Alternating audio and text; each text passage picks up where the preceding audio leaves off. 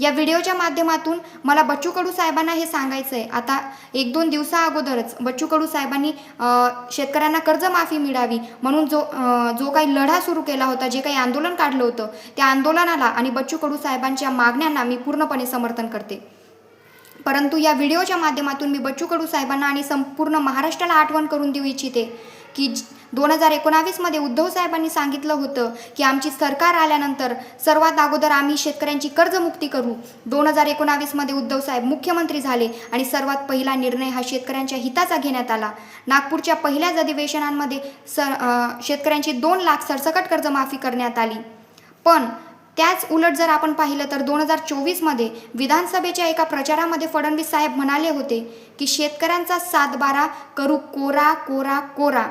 असं वाटतंय फडणवीस साहेब निवडून आल्यानंतर त्यांच्याच घोषणा ते विसरले. पण बच्चू कडू साहेबांना माझं असं म्हणणं आहे की साहेब, अगोदरचे 2.5 वर्ष आणि नंतरचे 2.5 वर्ष तुम्ही 2 मुख्यमंत्र्यांसोबत काम केलेलं आहे. कोणता मुख्यमंत्री हा शेतकऱ्यांच्या हिताचा निर्णय घ्यायचा आणि कोणता मुख्यमंत्री हा फक्त घोषणा देऊन शेतकऱ्यांना वाऱ्यावर सोडत आहे, हे तुम्हीच पाहत आहात.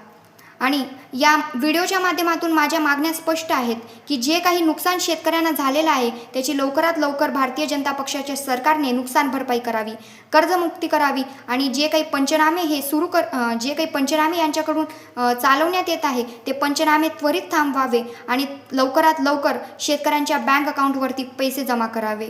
तात्पुरता एवढंच. धन्यवाद. जय हिंद, जय महाराष्ट्र.